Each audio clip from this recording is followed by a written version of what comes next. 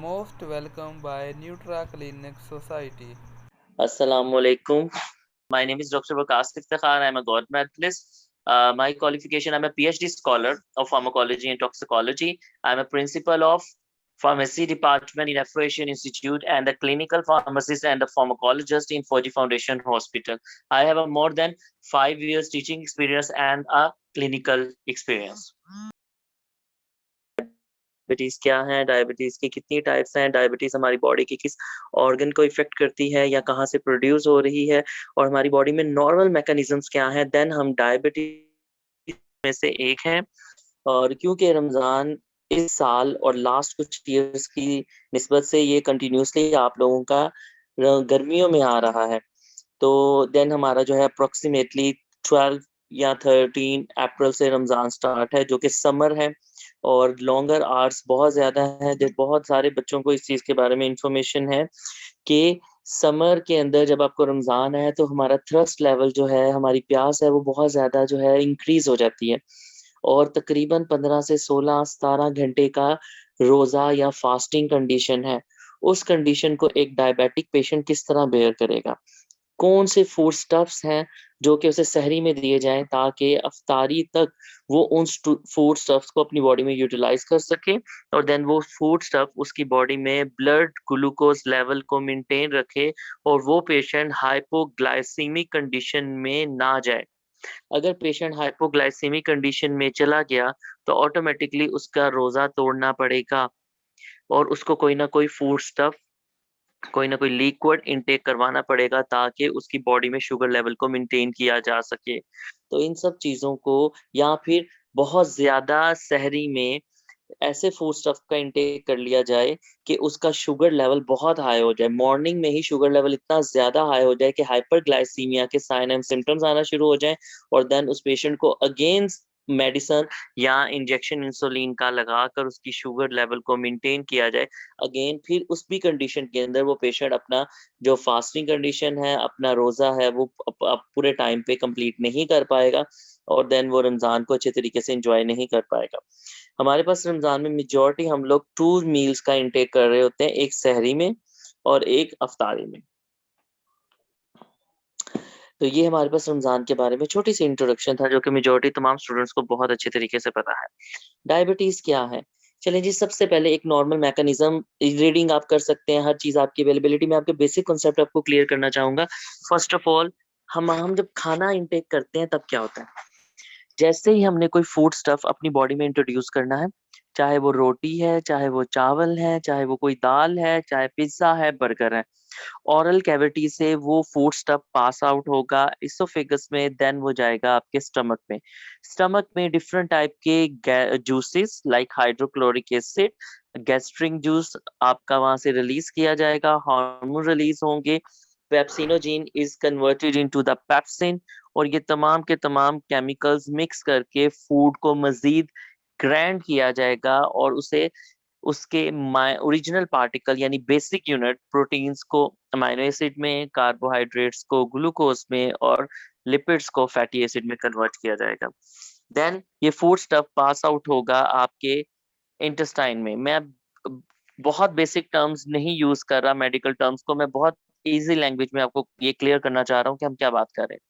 जैसे ही वो आपका फूड स्टफ स्मॉल इंटेस्टाइन में आएगा, वहां पे होंगी फिंगर लाइक प्रोजेक्शन विलाइज, उनसे फूड स्टफ अब्सॉर्ब होके ब्लड में आ जाएगा।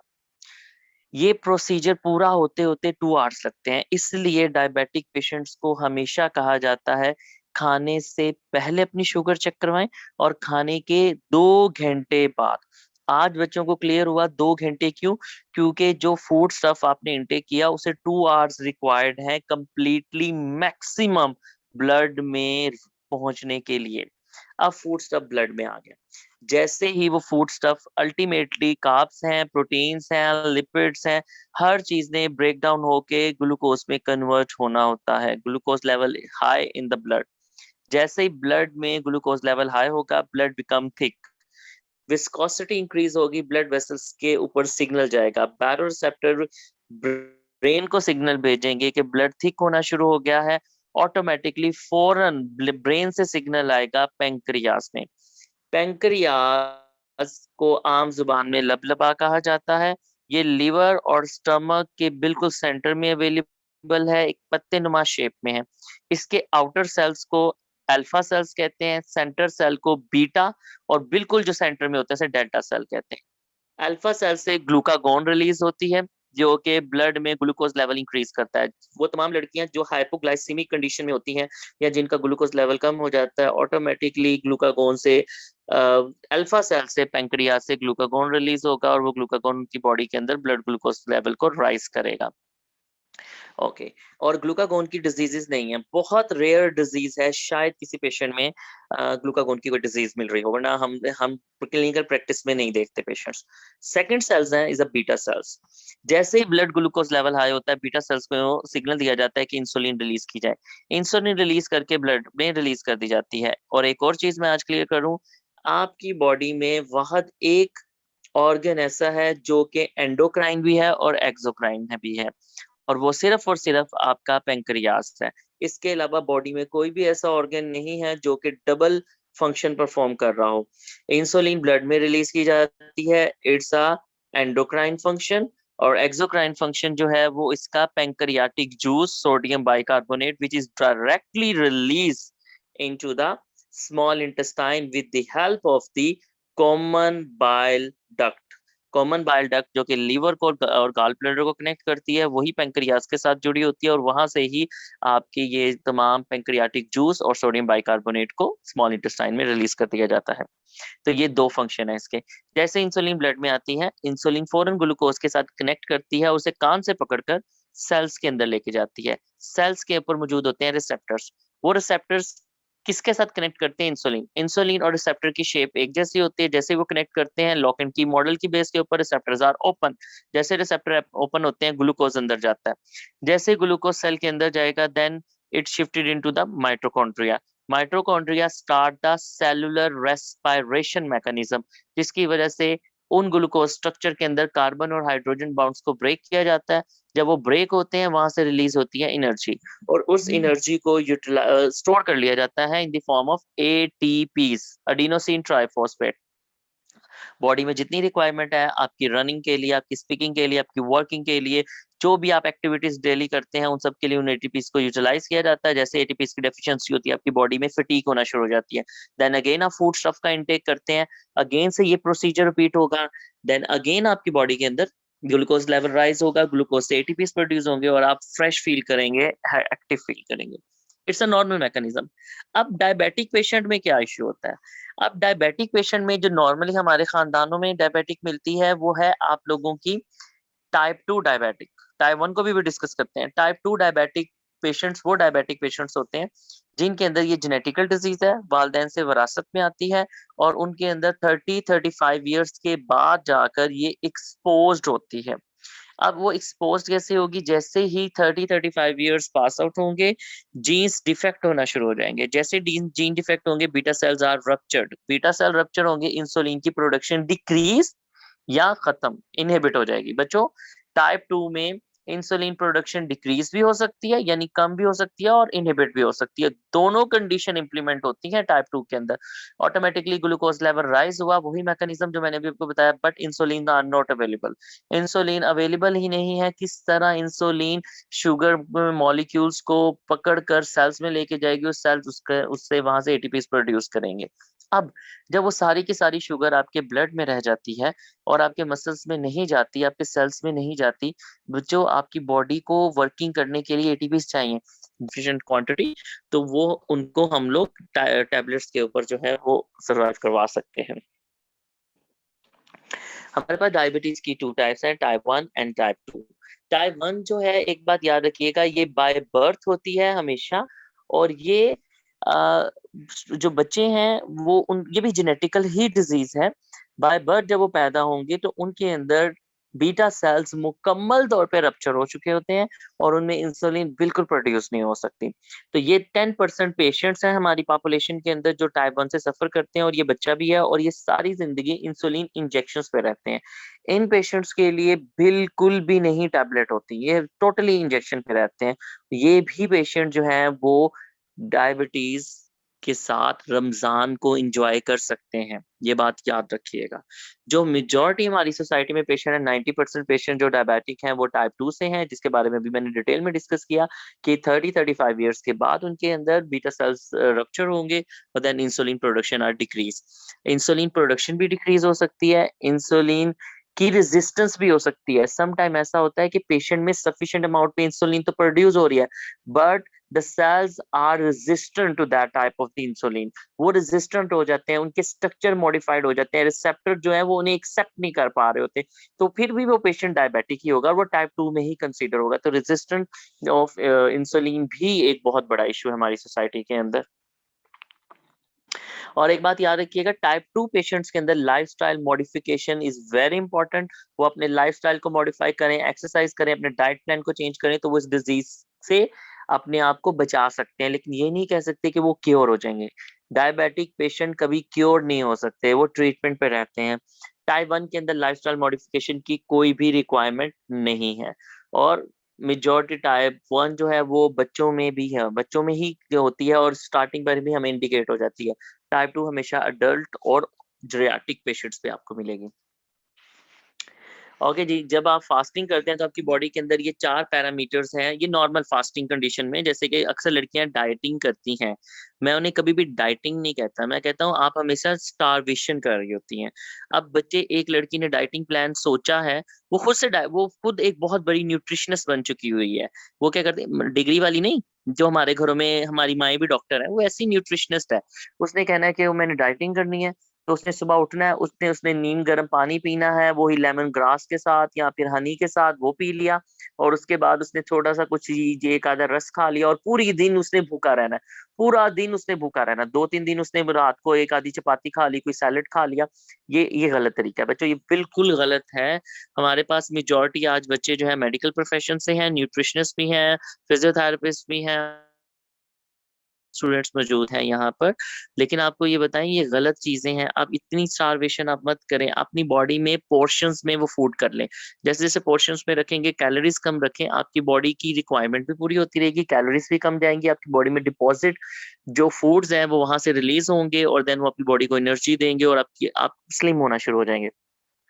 फिर 2-3 दिन बाद जब उनके घर में कोई बर्गर या पार्टी होती है, फिर वो खूब दबा के खाते हैं, और जितनी 2-3 दिन में उन्होंने स्टारवेशन की होती है उसका बुरा हाल कर लेते हैं। तो ये जब फास्टिंग आप कभी भी करते हैं तो ये इम्पैक्ट पड़ते हैं।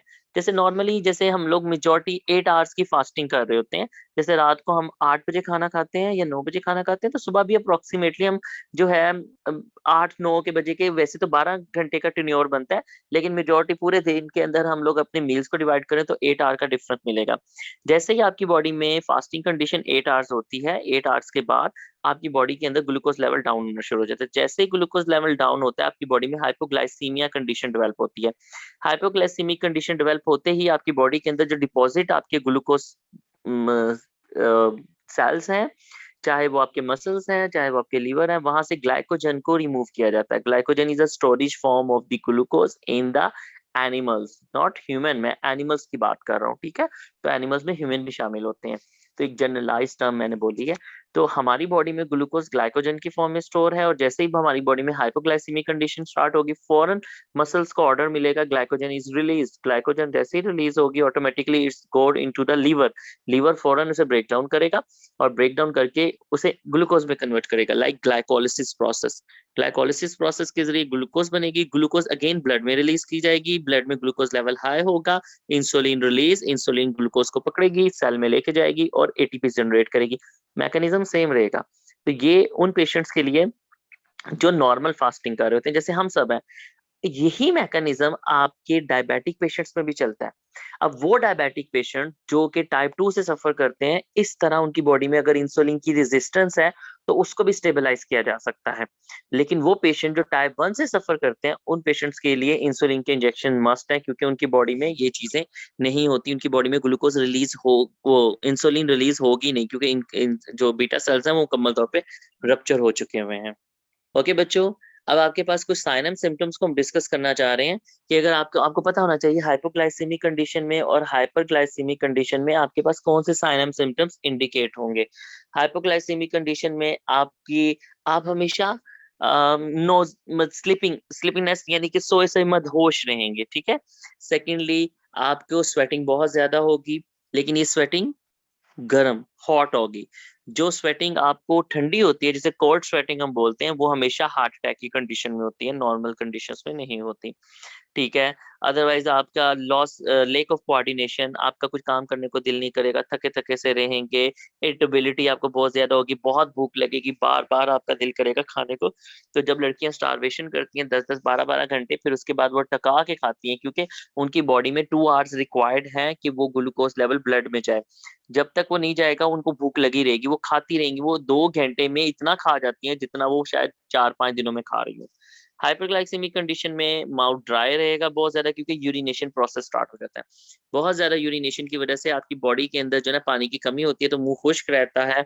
उसके अलावा आपके मुंह खुश्क होगा तो अल्टीमेटली आपकी इंक्रीज द थ्रस्ट, आपकी प्यास बढ़ जाएगी, आपको धुंधला नजर आएगा, क्लियर नजर नहीं आएगा, क्योंकि ब्रेन को ग्लूकोज जो लेवल है वो आपका ब्लड में ब्रेन की तरफ नहीं जा रहा, ठीक है, ब्रेन ब्रेन को नहीं मिल रहा, जिसकी वजह से आप लोग जो है आपकी, या फिर ये भी कह सकते हैं आपकी रेटिनोपैथी। क्योंकि बच्चों याद रखिएगा, जब ब्लड में ग्लूकोज लेवल हाई होता है, ऑटोमेटिकली नर्व्स के ऊपर ग्लूकोज का प्रेशर अप्लाई होना शुरू हो जाता है, जिसकी वजह से जो नर्व्स हैं वो डैमेज होती हैं। तो इसलिए डायबिटिक पेशेंट को नेफ्रोपैथी, न्यूरोपैथी, रेटिनोपैथी, न्यूरोपैथी यानी टांगों में दर्द, नेफ्रोपैथी किडनी का डैमेज हो जाना, और रेटिनोपैथी आंखों में अंधापन। तो ये बहुत कॉमनली उन पेशेंट में होती है जो हाइपरग्लाइसेमिक कंडीशन में रहते हैं। वीकनेस, तो वीकनेस आप कहेंगे सर इनकी बॉडी ग्लूकोज से भरी पड़ी है, तो वीकनेस किस चीज की?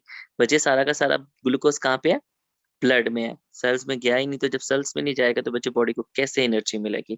तो वीकनेस बहुत ज्यादा रहेगी, हेडेक, अल्टीमेटली सर के ऊपर, सर में भी जो ब्लड वेसल्स है उसके ऊपर ग्लूकोज का लेवल ब्लड में हाई होने की वजह से, ब्लड थिक हो चुका है, प्रेशर अप्लाई होने की वजह से हेडेक स्टार्ट हो जाएगा, और अल्टीमेटली फ्रीक्वेंट बार बार यूरिनेशन। तो ये साइन एंड सिम्टम्स हैं जो कि डायबिटिक पेशेंट्स में बहुत क्लियर नजर आते हैं। हमें कौन कौन सी चीजें अवॉइड करनी हैं? तो बहुत रमजान के अंदर हम लोगों ने बहुत ज्यादा ख्याल रखना है, ओवर मेडिसिन का इस्तेमाल नहीं करना। डॉक्टर और फार्मासिस्ट की बताई हुई प्रिस्क्रिप्शंस के मुताबिक ही पेशेंट्स ने प्रॉपर अपने अपनी डाइट प्लान रखना है, और उसके साथ साथ अपनी मेडिसिन का इस्तेमाल करना है, ताकि उनकी बॉडी में ना तो हाइपर ना हाइपोग्लाइसीमिक जो है कंडीशन जनरेट हो। बहुत ज्यादा विग्रस एक्सरसाइजेस नहीं करनी। जितनी ज्यादा वो एक्सरसाइजेस विग्रस वे में करेंगे, ऑटोमेटिकली उनके लिए नेक्स्ट डे की जो सहरी है या नेक्स्ट डे का रोजा रखना बहुत मुश्किल हो जाएगा, क्योंकि वो अपनी बॉडी से विग्रस एक्सरसाइज की वजह से फटीग जनरेट करवाएंगे। उस फटीग से उनके मसल क्रैम्प्स होंगे, तो मसल क्रैम्प्स की वजह से उनमें बॉडी में बिल्कुल एनर्जी नहीं रहेगी, और वो नेक्स्ट डे उतना बेटर फील नहीं करेंगे, ताकि वो जो है वो रोजा रख सकें। तो इस वजह से बहुत ज्यादा हैवी एक्सरसाइजेज नहीं करवानी इन पेशेंट्स को ड्यूरिंग रमजान। अब बच्चों, ये मेंशन है the 10 principles of the RNP। RNP का मतलब है रमजान न्यूट्रिशनल प्लान।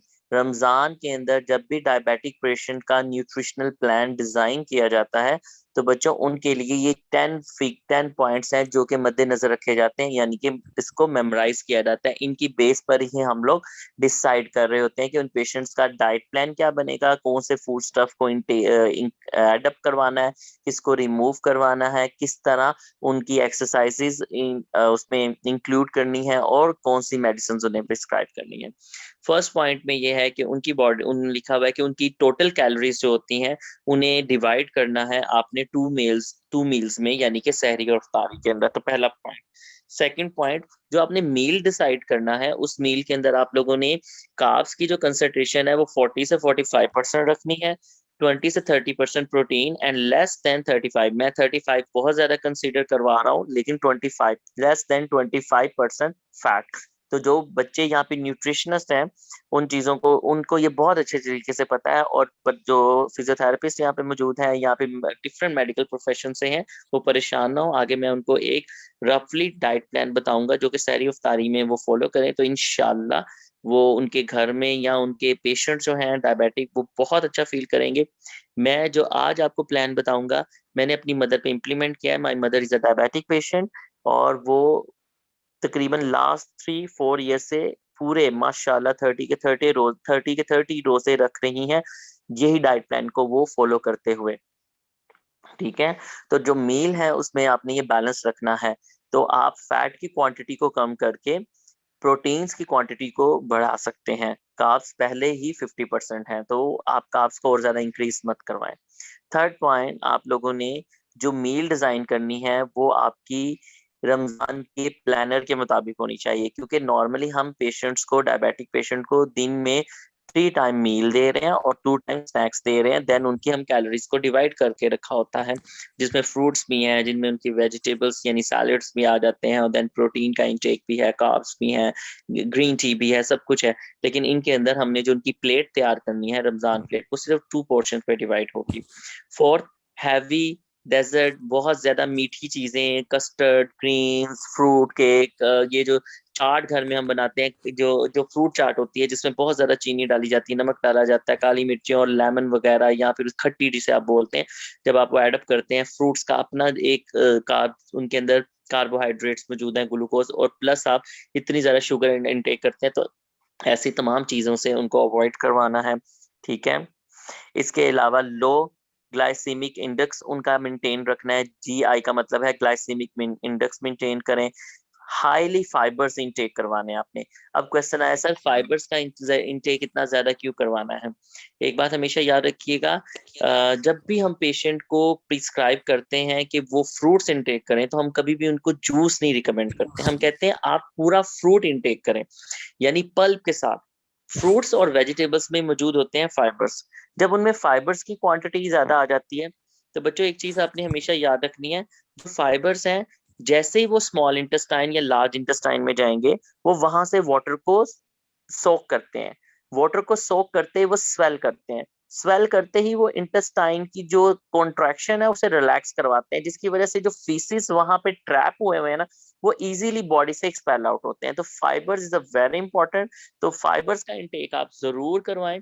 वो पेशेंट्स जिनको कॉन्स्टिपेशन बहुत ज्यादा कंटिन्यूसली रहती है, वो तमाम फूड स्टफ्स का इंटेक नहीं करेंगे जो पड़ी पड़ी काली हो जाती हैं, जैसे आपके पास एप्पल, बनाना, ब्रिंजल, इसके अलावा आपका एप्रिकॉट, और बेतहाशा चीजें हैं। माशाल्लाह बच्चों को बहुत ज्यादा चीजें पता है, क्योंकि उनमें आयरन की क्वांटिटी ज्यादा होती है। तो जिन भी फूड स्टफ में आयरन की क्वांटिटी ज्यादा होगी, वो कॉन्स्टिपेशन कॉज करेगी, तो इन चीजों से अवॉइड करना है। वैसे जिन पेशेंट्स को कॉन्स्टिपेशन रहती है, चाहे वो डायबिटिक है या नॉन डायबिटिक पेशेंट्स हैं, तो आप उन्हें इसबगोल का छिलका प्रेफर करें, वो इस्तेमाल करें। वो भी फाइबर की बहुत हाई क्वांटिटी अपनी बॉडी में रखता है। 6 पॉइंट के अंदर आपने उनकी बॉडी को हाइड्रेटेड रखना है, जिसकी वजह से उन्हें वाटर का इंटेक बहुत करना है। यानी कि सहरी और अफ्तारी के बाद जितनी देर तक वो जाग रहे हैं, वो मुसलसल पानी का इस्तेमाल करेंगे, ताकि उनकी बॉडी में जितनी भी वाटर की डेफिशिएंसी हुई है फुल डे के अंदर, वो पूरी हो और वो हाइड्रेटेड रहें, यानी उनकी बॉडी फ्रेश रहे। 7 पॉइंट के अंदर आप लोगों ने जो उनकी सहरी है ना, वो जितनी लेट कर सकते हैं उन्हें करवानी है। यानी कि आप फॉर एग्जांपल सहरी बंद हो रही है 4 बजे, आप उन्हें 3 बजे ही सहरी करवा के कहीं सो जाएं, या फिर उनको जो एक्टिविटीज वो करना है, नमाज पढ़नी है, दूसरी एक्टिविटीज हैं, वो जो सुबह सुबह के शोज देखने हैं, तो ये काम नहीं करना। अगर 4 बजे सहरी बंद हो रही है, तो उनकी सहरी तकरीबन 3:50 पे खत्म होनी चाहिए, यानी कि सहरी को लेट करवाना है, अर्लियर सहरी नहीं आपको इनको करवानी। पॉइंट 4 के अंदर एडिक्वेट अमाउंट में प्रोटीन्स और फैट आपने जरूर कंज्यूम करवाने हैं उनको सहरी में भी।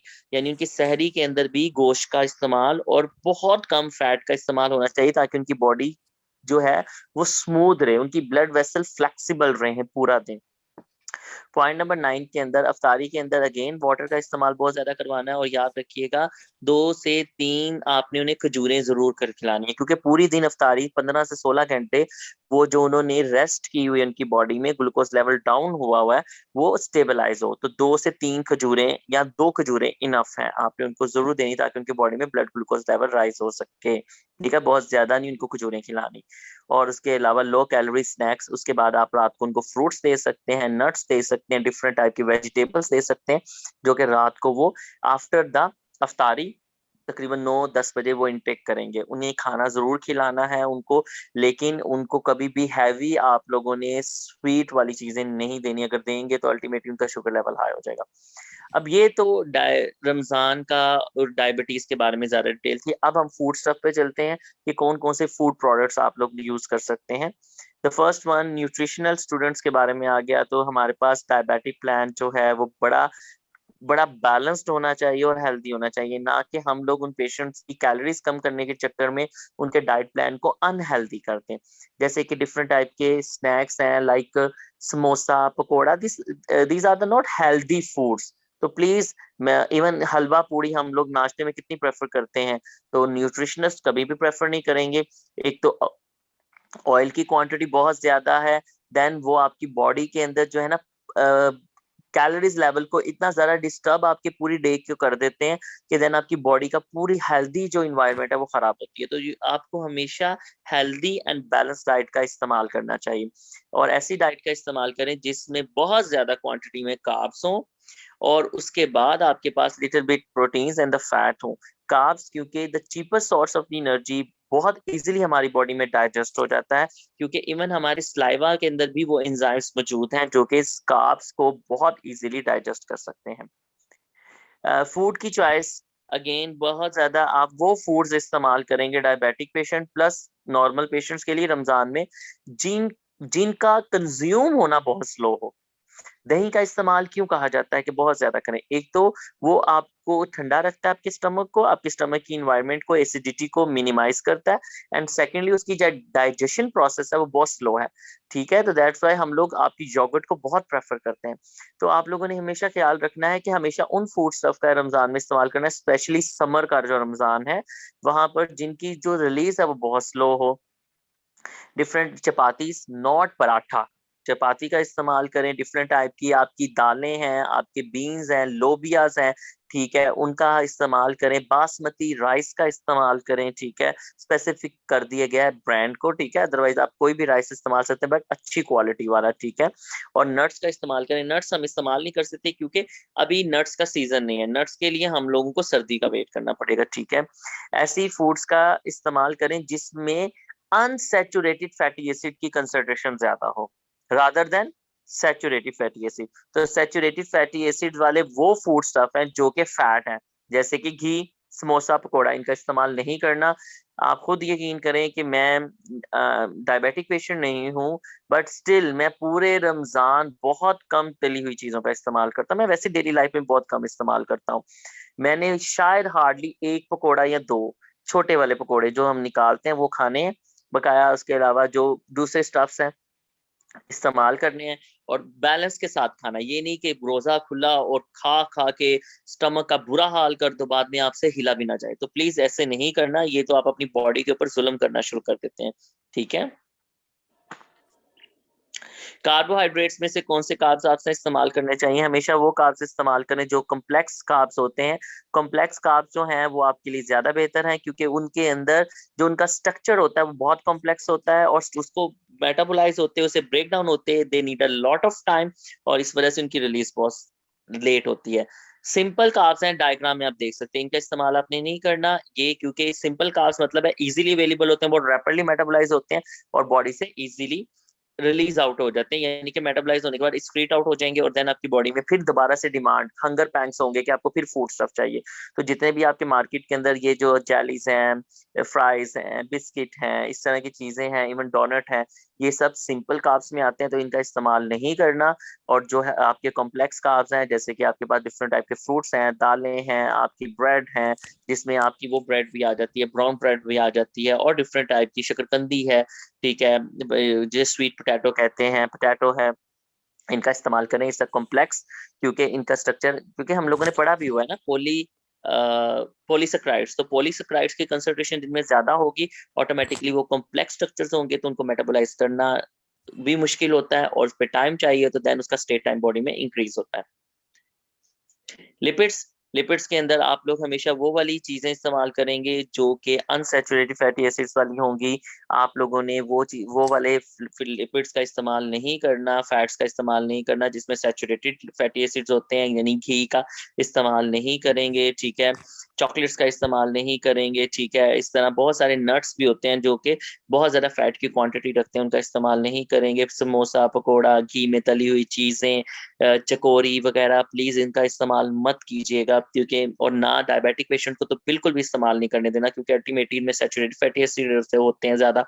घी है तो ऑटोमेटिकली इनके शुगर के लेवल को बहुत ज्यादा हाई करेगा और ऑटोमेटिकली उनकी ब्लड वेसल्स को थिक करेगा, जिसकी वजह से इनकी फ्लेक्सिबिलिटी खत्म होगी, बीपी, ब्लड प्रेशर और डिफरेंट टाइप की अब नॉर्मेलिटीज डेवलप होने के चांसेस बहुत ब्राइट हो जाते हैं इन पेशेंट्स के अंदर।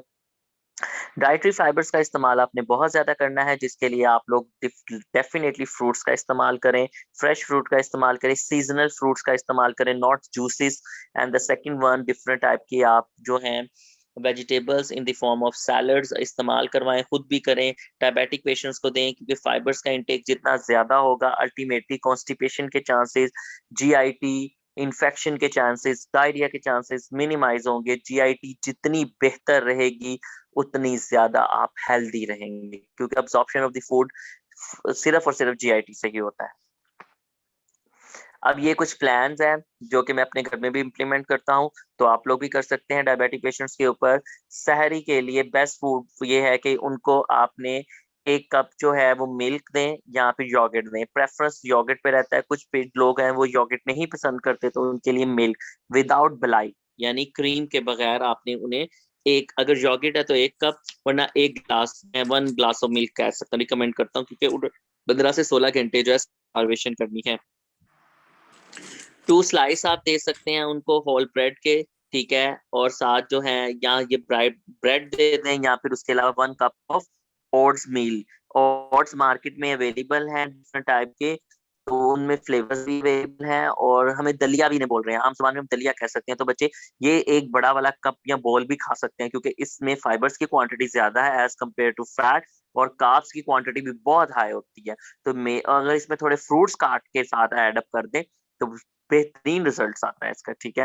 फ्रेश फ्रूट दे सकते हैं, लेकिन प्लीज आर्टिफिशियल स्वीटनर का इस्तेमाल मत करें, या फिर स्टोर हुए फ्रूट्स नहीं आपने उनको देने, ये भी आप लोग इस्तेमाल कर सकते हैं। या फिर आप एक चपाती लेकर, एक चपाती के साथ 1 कप बीन्स का या फिर कोई दाल जो घर में पकी हो, कोई सालन पका हो जिसमें कम से कम तरी बिल्कुल उतार कर, वो दे सकते हैं। ये आपकी मर्जी है, मैंने आपको एक प्लान बताया है जो आप लोग इनमें से सिलेक्ट कर सकते हैं, जैसे कि 1 कप है दही, 7 चपाती, 7 सालन आप उन्हें दे दें और पानी का इस्तेमाल करवाएं। ये आप प्रेफर करना चाहते हैं, या फिर आप उन्हें ब्रेड देना चाहते हैं, वो चपाती नहीं खा सकती, जैसे मेरी मामी है वो नहीं खा सकती, मैं उन्हें स्लाइस प्रेफर करता हूँ। स्लाइस के साथ वो योगर्ट लेती हैं, और साथ जो है उनको लस्सी लस्सी दी जाती है, क्योंकि गर्मी है तो तकरीबन आर्टिफिशियल स्वीटनर तो ना होने के बराबर ही होता है। माइनर सा उनके लिए थोड़ा सा उसके अंदर कोई फ्रूट ऐड कर दिया, तो उसे शेक टाइप बनाकर उनको दे देते हैं, ठीक है। लेकिन उसमें चीनी या फिर आर्टिफिशियल स्वीटनर का इस्तेमाल आपने नहीं करना, ये आप प्लान करें।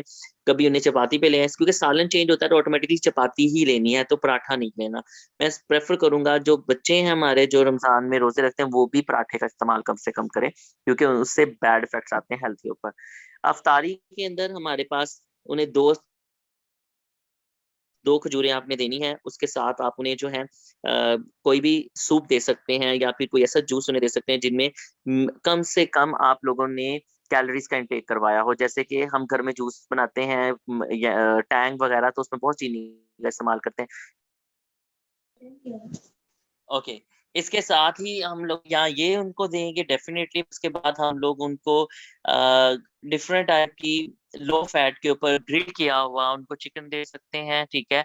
एक याद रखिएगा, बारबेक्यू चिकन प्रेफरेबल रहता है एज कम या स्टीम, एज कम्पेयर टू आप उसे प्रॉपर जो है कुक करके देंगे, तो आप ये उन्हें प्रेफर कर सकते हैं। इसके साथ साथ जो है डिफरेंट, अब वही अगेन चपाती इस्तेमाल करवा सकते हैं, साथ डिफरेंट टाइप के बीन्स आप लोग जो है उन्हें प्रोवाइड कर सकते हैं। आप लोगों ने उनको फ्रूट्स देने, नॉट फ्रूट चाट या क्रीम चाट, ये प्रेफरेबल नहीं रहेगी। आप उन्हें फ्रूट्स काट कर उसका सैलेड बनाकर दे सकते हैं, उसके ऊपर किसी भी किस्म की कोई आप लोगों चीज जो है इम्प्लीमेंट नहीं कर सकते। इवन यहाँ तक कि नमक का इस्तेमाल, काली मिर्च का इस्तेमाल भी नहीं किया जाता, क्योंकि some time it acts as a toner. जैसे ही आपकी बॉडी में जाते हैं, आपकी बॉडी की टोन को इनहेंस कर देते हैं, आपके ब्लड वेसल की टोन को इनहेंस कर देते हैं, जिससे ब्लड प्रेशर के चांसेस ब्राइट हो जाते हैं। मार्केट के अंदर अगर एक पेशेंट डायबिटिक प्लस हाइपरटेंशन है, तो पोटेशियम सॉल्ट इज अवेलेबल। हम लोग पोटेशियम सॉल्ट को सोडियम क्लोराइड की रिप्लेसमेंट पे पोटेशियम क्लोराइड का सॉल्ट इस्तेमाल कर सकते हैं। तो देन उनकी जो सॉल्ट की जो पेशेंट की रिक्वायरमेंट है, उसका टेस्ट है, वो भी डेवलप हो जाता है, और अगेन उनकी बॉडी के अंदर ब्लड प्रेशर भी राइज नहीं होता। तो आप लोग ये इस्तेमाल कर सकते हैं। अब कौन कौन से फूड स्टफ हैं जो बिल्कुल भी डायबिटिक पेशेंट्स को आप लोगों ने ड्यूरिंग रमजान नहीं ईट करवाना, जैसे कि स्टीम राइस। अच्छा, एक चीज मैं आपको बता दूं। ओके, सॉरी सॉरी सॉरी, मेरे माइंड में कुछ और था। वो कौन से फूड स्टफ हैं जो इफ्तारी में, तो आप स्टीम राइस ले सकते हैं। अच्छा, राइस के बारे में मैं आपको क्लियर कर दूं। पिच उतारना, हम डायबिटिक पेशेंट को हमेशा पिच उतरे हुए चावल देंगे। अब कुछ बच्चों को पता होगा, जिन बच्चों को नहीं पता वो ये समझ जाए। पहले वक्तों में या कुछ सालों पहले घर में जब व्हाइट चावल बनाए जाते थे ना, तो उसे बॉयल करने के बाद उसके ऊपर जो एक्स्ट्रा वाटर होता था उसे रिमूव किया जाता था, फिर उसका दम लगाया जाता, उसे कहते थे पिच उतारना। आजकल ये काम नहीं होता, जिसकी और इतना पानी डाला जाता है कि वो चावल उसके अंदर पक जाए, एक्स्ट्रा पानी नहीं डाला जाता। तो बच्चों याद रखिएगा, क्योंकि जब चावल हैं डेफिनेटली वो कार्बोहाइड्रेट्स रखते हैं, उनमें स्टार्च की क्वांटिटी बहुत ज्यादा होती है। अगर आप उन चावलों को उन्हीं पानी में पकाते हैं, तो वो सारा का सारा स्टार्च उधर ही रहता है, जिसकी वजह से वो चावल बहुत ज्यादा हाई क्वांटिटी में ग्लूकोज को रखते हैं। डायबिटिक पेशेंट में जाते हैं तो उनका ग्लूकोज लेवल हाई हो जाता है, तो उनके लिए प्रॉब्लमेटिक है। इसलिए उनके लिए अगर आपने राइस बनाने हैं तो पिच उतार के बनाएं। तो एक कप आप उन्हें ये दे सकते हैं, या पास्ता, जो मॉडर्न लोग हैं वो पास्ता इस्तेमाल कर सकते हैं। ठीक है, साथ 1 कप ऑफ सैलड आप उन्हें प्रोवाइड करेंगे। उसके अलावा 1 कप ऑफ वेजिटेबल्स, अब आपकी मर्जी है, आप उन वेजिटेबल्स का सालन बना लें, या उन्हें जो है फ्राई करके दें, या उसकी कोई ग्रेवी बनाकर आप उन्हें प्रोवाइड कर सकते हैं। तो ये इफ्तारी के टाइम आपने उन्हें ये चावल दें या पास्ता। चावल, अगर चावल नहीं है तो आप चपाती भी दे सकते हैं, डजंट मैटर। सैलड आप कंफर्म उन्हें देंगे, जिसमें फाइबर्स की क्वांटिटी बहुत ज्यादा होगी, और सालन कंफर्म लो ऑयल के साथ। ऑयल की क्वांटिटी बहुत कम होगी उनके अंदर। ठीक है, हमेशा डायबिटिक पेशेंट को विदाउट स्किन वाला चिकन प्रेफर करना है, स्किन वाला नहीं, क्योंकि स्किन के अंदर अगेन वही बात है, फैट की क्वांटिटी बहुत हाई होती है, क्योंकि स्किन यानी कि cell membrane is a combination of protein and lipids, तो लिपिड्स का क्वांटिटी वहां पे ज्यादा होती है। फ्रूट्स, वेजिटेबल्स, योगिर्ट भी आप प्रेफर कर सकते हैं रात को, मिलाई के बगैर। जो योगिर्ट के ऊपर भी मलाई होती है, जो मार्केट से मिलता है, वो मलाई नहीं आपने उनको देनी। ठीक है, वाटर का इंटेक आपने बहुत ज्यादा करवाना है। अफ्तारी से सहरी तक का जो टाइम पीरियड है उसमें वाटर का इंटेक वो बहुत ज्यादा रखेंगे। ठीक है, ताकि उनकी बॉडी हाइड्रेटेड रहे। तो ये एक जनरलाइज्ड हमारे पास प्लान्स होते हैं जो डायबिटिक पेशेंट्स के लिए हम लोग यूटिलाइज करते हैं, और मेजॉरिटी डायबिटिक पेशेंट इसी प्लान के जरिए बेहतरीन रमजान को एंजॉय कर सकते हैं। कौन से फूड स्टफ्स हैं जो आपने बिल्कुल नहीं देने? ठीक है, वो तमाम फूड्स जिनमें फैट की क्वांटिटी बहुत ज्यादा होती है। आपने समोसा, फ्राइड फूड्स जितनी भी हैं, चाहे वो उसकी वो आपके पास तले हुए कचौरियां हैं, समोसे हैं, पकोड़े हैं, फ्राइज है, उसके अलावा स्नैक्स आप बना रहे हैं, कोई भी तली हुई, कोई भी इवन वो जिसे हम लोग बोलते हैं नगेट्स वगैरह, इनको भी प्रेफर नहीं हम लोग करते। ठीक है, ओवर ईटिंग नहीं उन्होंने करनी। ठीक है, और जो भी चीज वो इस्तेमाल करेंगे उससे बहुत ज्यादा चू करके, हद से ज्यादा वो उसे मेस्टिकेशन करके, च्युइंग करके उसे इंगल्फ करेंगे, अदरवाइज वो उनकी बॉडी के अंदर प्रॉब्लम क्रिएट करेगा। ये मैंने चार्ट एक ऐड किया के लिए, प्रेफरेंस पे रहती है इनके लिए। ठीक है, दालें वगैरह, जामुन बहुत प्रेफरेंस है, फालसा बहुत अच्छा है, भिंडी बहुत अच्छी है, गोभी बहुत अच्छी है, लेकिन अगर उस पेशेंट को गैस होती है तो वो गोभी का इस्तेमाल नहीं करेगा। शिमला मिर्च चिकन में या कीमे में बनाई हो बहुत अच्छा रिजल्ट देती है। ठीक है, इसके अलावा अरवी के पत्ते बहुत कम लोग प्रेफर करते हैं, अभी तो सीजन भी नहीं है उसका, तो सीजनल कद्दू वगैरह का चीज है। बंद गोभी सैलेड में बहुत ज्यादा इस्तेमाल करें, बंद गोभी के अंदर कुछ ऐसे केमिकल्स हैं जो आपके एंटी कैंसर भी प्रॉपर्टीज रखते हैं। तो कुकम्बर का इस्तेमाल, और ये कौन सी फूड स्टफ वो लिटिल बिट ले सकते हैं और कौन सी बिल्कुल नहीं ले सकते, तो ये सब कुछ अवेलेबल है। आप लोगों को स्लाइड शेयर कर दी जाएगी, आप इसमें से देख सकते हैं। अब कुछ एक्सरसाइज को डिस्कस कर लिया जाए। एक्सरसाइज याद रखिएगा, जब भी वो पेशेंट डायबिटिक पेशेंट अफ्तारी करने के 2 घंटे, मैंने पहले बताया था 2 घंटे रिक्वायर्ड है फूड को ब्लड में आने के लिए, 2 घंटे बाद वो अपनी एक्सरसाइज कर सकते हैं, उससे पहले वो एक्सरसाइज नहीं करेंगे। और प्रेफ़रेंस पर जो एक्सरसाइज रहती है, वो वॉकिंग रहती है। मैं हमेशा डायबिटिक पेशेंट को कहता हूँ वॉक करें, 30 मिनट्स की वॉक इनफ होती है कंटिन्यूअसली। और बच्चे वॉक का मतलब ये नहीं है सिर्फ चलें धीमे-धीमे, भागना नहीं है बट अपनी रफ्तार तेज रखनी है, ठीक है? तो ये आपने रखना है। और अगर वो स्विमर है, तो वो स्विमिंग ज़रूर करे। इसके अलावा अपनी डेली रूटीन को चेंज करें। हाँ, कुछ और एक्सरसाइज़ है वो पेशेंट जो योगा करना चाहते हैं, जैसे कि यहाँ पे मेंशन है, अगर वो पेशेंट जो है वॉकिंग करना चाहता है, तो 30 से 45 मिनट डेली वो वॉक करेगा, ठीक है? अगर वो स्विम करना चाहता है, तो वो वीक में 3 दफ़ा 10-10 मिनट की स्विमिंग करेगा। इससे ज़्यादा वो स्विमिंग नहीं कर सकता। या तो डेली अगेन वही बात है, या वॉकिंग करे या साइक्लिंग करे 30-30 मिनट्स की। वेट लिफ्टिंग अगर वो जिम वाले हैं, अगर डायबिटिक पेशेंट्स हैं तो वो 10 से 45, नॉर्मली 45 मिनट्स की ही होती है जिम। आपका अगर आप बाइसेप लगा रहे हैं, ट्राइसेप कर रहे हैं, शोल्डर है, चेस्ट है, बैक है, यानी विंग्स, थाइज़ हैं या एब्डोमेन है आपका, तो ये सब गेम्स अप्रॉक्सिमेटली 40-45 मिनट्स की ही होती हैं, ठीक है? और अल्टरनेटिव डेज़ पे करेगा, रेगुलर बेसिस पे नहीं कर सकता। रनिंग करनी है, तो वो मॉर्निंग में और बड़ी वो हेवी रनिंग करे। इसके अलावा अगर वो पेशेंट योगा प्रेफ़रेंस करते हैं, तो योगा के भी कुछ पोस्चर्स यहाँ मेंशन किए गए हुए हैं, जो वो देख ले और साथ-साथ वो योगा की पोस्चर्स को भी, कि इनमें से वो कौन से प्रेफ़र करेगा। योगा के लिए ज़्यादातर फीमेल, क्योंकि डायबिटिक और प्रेग्नेंट लेडी के लिए हम डायबिटीज़ वाली प्रेग्नेंट लेडीज़ को मैं प्रेफ़र नहीं करता कि वो रोज़े रखें। क्योंकि एक तो उनकी बॉडी में एक और बेबी की ग्रोथ हो रही है, तो देन उन्हें बहुत ज़्यादा फूड स्टफ की रिक्वायरमेंट होती है। तो अगर वो लास्ट स्टेजेस पर है, यानी कि आखिरी मंथ्स में है, तो वो मत करें, बिल्कुल भी मत करें रमज़ान का। हमेशा ये पेशेंट 500 मिलीग्राम की सहरी के अंदर ग्लूकोफेज इनटेक करेगा ही करेगा, ठीक है? ताकि उसकी बॉडी में जो सहरी के अंदर उसने अगर सम टाइम वो ओवर ईटिंग कर रहा है, तो वो ग्लूकोज़ मेंटेन हो। ये ना हो कि फ़ौरन 12-1 बजे उसकी बॉडी में ये 2 सुबह 9 बजे, 10 बजे के करीब ही सिमिक इफ़ेक्ट आना शुरू हो जाए। तो शहरी और मरीजों में ग्लूकोफेज 500 मिलीग्राम उसको रिकमेंड की जाएगी, ये याद रखिएगा। और इसके अलावा ये पूरा एक प्लान है, लेकिन आप लोगों ने सिर्फ इतना याद रखना है। इसके बाद मैं आपको इंसुलिन के बारे में बता दूँ। इंसुलिन जो है उन पेशेंट्स के अंदर हिमोलिन, मैं हिमोलिन 70-30 इज़ अ रेगुलर इंसुलिन, और ये आपकी 24 घंटे तक अपना इफ़ेक्ट रखती है। अगर वो पेशेंट जो है, फॉर एग्ज़ाम्पल मेरी मदर हैं, वो कहती हैं इफ्तारी के बाद, क्योंकि इफ्तारी में वो हमेशा इफ्तारी में सम टाइम ओवर ईटिंग कर जाती हैं, और हम भी बाज़ टाइम उन्हें नहीं रोकते कि चलें जी कोई बात नहीं, अगर इन्होंने सारा दिन फास्टिंग की है, अगर ये आज क्रीम चाट बनी है या फ्रूट चाट बनी है, तो ये पेशेंट कह रहा है कि नहीं मैंने खानी है, मैंने टेस्ट करना है, या वो किसी गिरफ्तारी पे गया तो वहाँ पे अब ये कहे मैं डायबिटिक हूँ, मैं ये नहीं खाऊँगा।